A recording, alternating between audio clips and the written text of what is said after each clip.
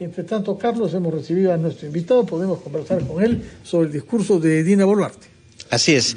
Don Roberto de la Torre, presidente de la Cámara de Comercio de Lima, muchas gracias por su visita. Muy buenos días. Buenos días, don Fernando, don Carlos, muchas gracias por la invitación. Bueno, ¿cuál es su evaluación de este mensaje a la nación? Y, bueno, obviamente no solamente hablando del tema económico, ¿no?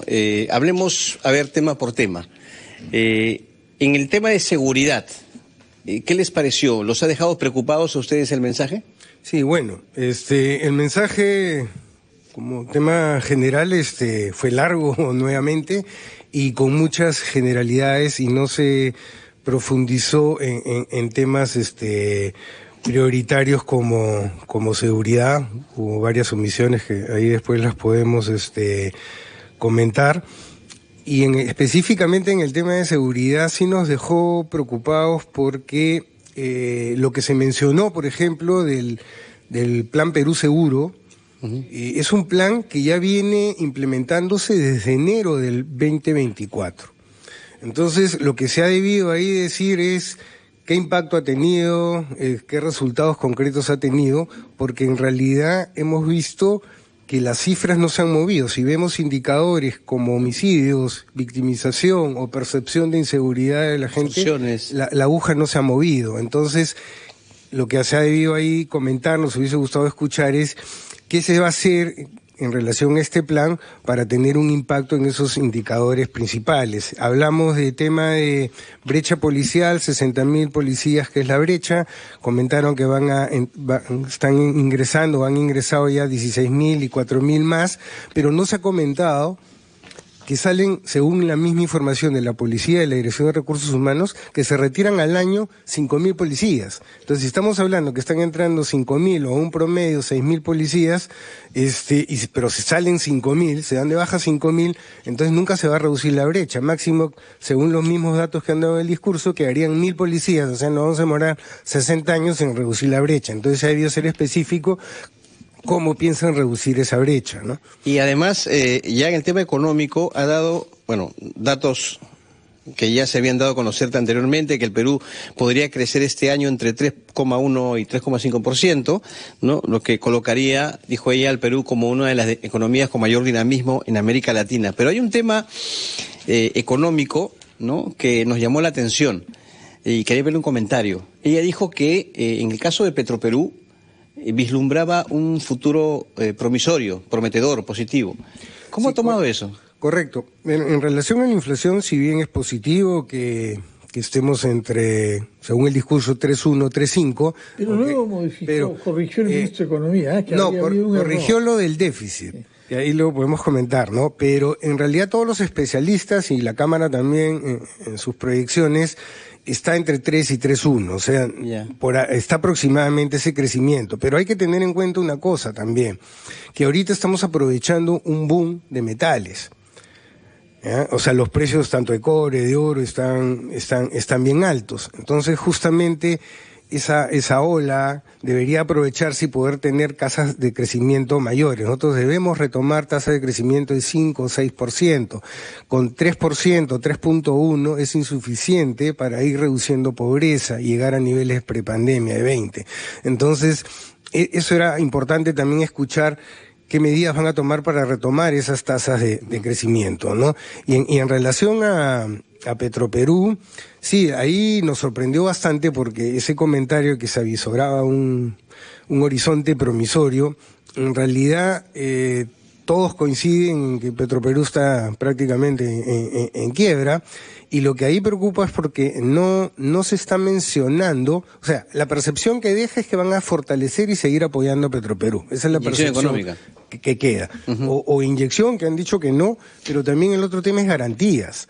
Que esas garantías, entonces no han dicho qué se va a hacer con los vencimientos que va a tener Petroperú, cómo va a afrontarlos y cómo va a hacer con las garantías que el MEF ya ha puesto a préstamos que Petroperú tiene. Entonces, al final, si esas garantías van a ser ejecutadas, al final el MEF va a tener que seguir pagando esas deudas y es plata de todos los contribuyentes. Y tampoco se habló y se ha puesto plazo determinado al decreto de urgencia donde tienen que ya contratar a esa empresa especializada en la reestructuración. Todavía lo están evaluando y ese decreto ya salió hace varios meses, entonces estamos perdiendo un poco de tiempo, ¿no? Tomamos nota entonces de esa observación.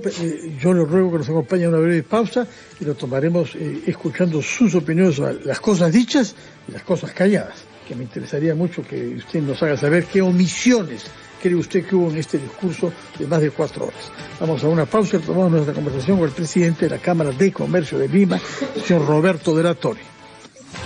A las 9:23 estamos conversando con el presidente de la Cámara de Comercio de Lima, el señor Roberto de la Torre, que nos ha hecho cobrar conciencia de algunos aspectos dudosos de lo dicho por la presidencia el lunes 28 de julio. Yo quisiera que nos diga qué ha echado de menos, que no aborde, qué omisiones importantes han habido, según usted, en el discurso presidencial. Sí, bueno, alguna de las omisiones, ha sido, no se ha hablado nada ni ninguna política de integridad y lucha contra la corrupción, que es otro de los grandes problemas del país. Yo creo que ha sido ausente ese tema en el mensaje. En el tema económico no se ha comentado nada del Plan Nacional de Competitividad y Productividad. Y si bien se ha hablado de seguir promoviendo inversiones, las APPs, eso está muy bien, necesitamos aumentar productividad en el país, y eso es lo que va a ayudar a mejorar las tasas de crecimiento. No se ha dicho nada al respecto. No se ha hablado nada de reforma del Estado, no se ha hablado nada de meritocracia, que también es algo sumamente importante, que se tiene que profundizar y trabajar. Y tampoco se mencionó nada sobre las próximas elecciones, ¿no? De garantizar un proceso limpio, transparente, neutralidad, etcétera. No son algunas de las omisiones que hemos detectado. Y en el tema de seguridad, me estaba olvidando, por ejemplo, nos hubiese gustado escuchar específicamente que se hable sobre qué medidas se están aplicando para la extorsión, que es lo principal que afecta a los micro y pequeños empresarios. Cada día nos amanecemos con la noticia de 4, 5, 6 personas muertas por extorsionadores. Correcto. Estamos batiendo récords de criminalidad. Entonces se ha debido comentar acciones específicas de cómo se va a disminuir y si ese grupo especial que se creó para la extorsión tiene el presupuesto necesario, porque según lo que escuchamos, no está con el equipamiento necesario, ni los recursos necesarios, ¿no? Y además también nos sorprendió, y me pareció escuchar también al gobernador que entrevistaron hace un rato, de Piura, ajá, salió una ley en el Congreso a mediados de junio, donde permitía a los gobiernos regionales y locales poder hacer transferencias presupuestarias al Mininter para seguridad y además poder hacer las compras rápidas de equipamiento sin seguir los procedimientos de la ley de compras del Estado. Y esa norma les permite comprar rápido hasta el 31 de diciembre. Y ya han pasado mes y medio, más o menos, y no vemos qué se ha hecho al respecto. Y ese es un punto importante que se debería aprovechar, ¿no? Quisiera incidir, usted lo ha manifestado, en la omisión que ha hecho la Presidenta de la República con relación a las elecciones generales. No hablo nada acerca de lo que debe ser obviamente un proceso de neutralidad por parte del Ejecutivo y transparencia. ¿Qué riesgo implica para usted esta omisión justamente en esta coyuntura en donde nos vamos acercando ya al proceso electoral?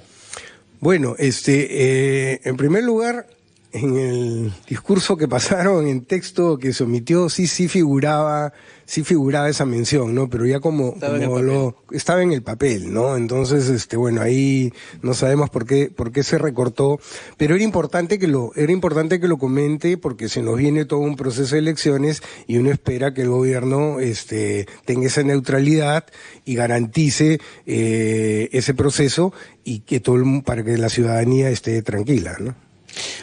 Usted ha mencionado la ausencia de referencias al Plan Nacional de Competitividad y Productividad. ¿Qué es lo que proponen ustedes como Cámara de Comercio respecto a este plan? El plan está bien confeccionado. Lo que hay que ver es el grado de avance y de ejecución. Tiene una serie de medidas, de indicadores, de estrategias, de acciones. Sobre todo, se tiene que trabajar mucho tema de educación, tema de salud, tema de infraestructura. Se mencionó, por ejemplo, en tema de infraestructura, tema de exportaciones que están creciendo efectivamente, pero nos hubiese gustado mucho escuchar que haya todo un plan de desarrollo logístico. ¿Ya? Necesitamos incrementar la competitividad logística en el país, y eso es con infraestructura, pero orientada a buscar eficiencia y lo que necesite cada una de las regiones. Necesitas carreteras, necesitas centros de acopio, necesitas cadenas de frío en regiones, etcétera, todo el desarrollo de industria ferroviaria. Entonces, todos esos temas, para que tengan una idea, los países desarrollados de la OCDE, tiene un costo logístico entre 8 y 9% del valor del producto. En la última medición que nos hizo el Banco Mundial estamos en 32% del valor del producto. Entonces, la brecha que tenemos es bien grande para ser más competitivos.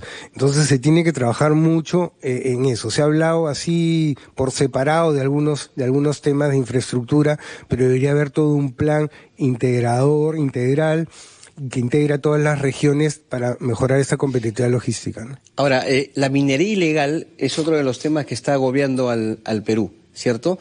¿Usted considera que en el mensaje se tocó este tema y sobre todo de la lucha contra la minería ilegal, el proceso de formalización minera, de una manera, diríamos, clara, precisa, o también dejó muchas dudas al respecto? ¿Y qué proponen ustedes sobre el particular? O sea, se mencionó, pero también, como muchas otras cosas, muy general, sin profundizar. Creemos ahí que ha faltado un poco de firmeza en este tema y en esta lucha contra la minería ilegal, y ha debido ser el discurso más tajante en el tema de Reinfo, que no se mencionó, y que simplemente no se va a retroceder, y que los plazos hasta el 31 de diciembre se van a mantener, como para efectivamente saber que no va a haber retroceso en ese sentido, y que va a haber una lucha frontal contra las economías, y no solo a la minería ilegal, en realidad contra todas las economías criminales, porque eso está ligado a trata de personas, está ligado a narcotráfico, etcétera, ¿no? Entonces, sí creo que ha faltado también profundizar mucho en ese tema, que es súper importante, ¿no? Un tema sobre el cual sí enfatizó la presidenta Dina Boluarte y luego el ministro de Energía y Minas en particular, así como de Economía, es el de las inversiones que nos van a llegar. Hace tiempo que oímos hablar las inversiones mineras y otras, pero ¿qué de concreto hay respecto de eso? Bueno, la parte sí positiva es que sí siguen apostando por inversión privada, que es lo importante, es el 80%, inversión pública es 20%.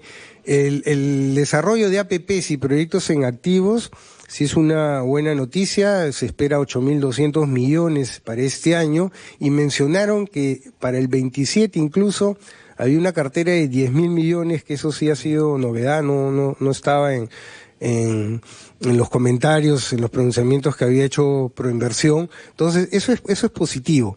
En el tema minero se mencionaron algunos proyectos, y se mencionaron que para el próximo año podría haber una inversión de 6.000 millones. Pero ahí, lo cual es positivo, pero hay que tener en cuenta que hay una cartera de 65.000 millones en proyectos mineros que está ahí. Entonces, sí sería interesante, y también nos hubiese gustado que se profundice un poco de cómo se va a destrabar y poder trabajar esa cartera de 65.000 millones. Solamente mencionaron que están evaluando como 134 expedientes, pero ahí lo que es importante decir, se va a destrabar en tanto tiempo, ¿no? Porque una cosa es decirlo y otra cosa es que hay que poner plazos para después poder medirlo. Muy bien, muchas gracias por su presencia acá, señor presidente de la Cámara de Comercio de Lima, Roberto de la Torre, y por analizar para todo el público de RPP cómo ha recibido usted el discurso de la presidenta Dina Boluarte el día 28 de julio. Muchas gracias por su presencia y muy buenos días. Muchas gracias a ustedes. Vamos a hacer una pausa, Carlos, y retomamos Ampliación de Noticias. Así es. Titulares de esta hora, y continuamos con ampliación de noticias en RPP.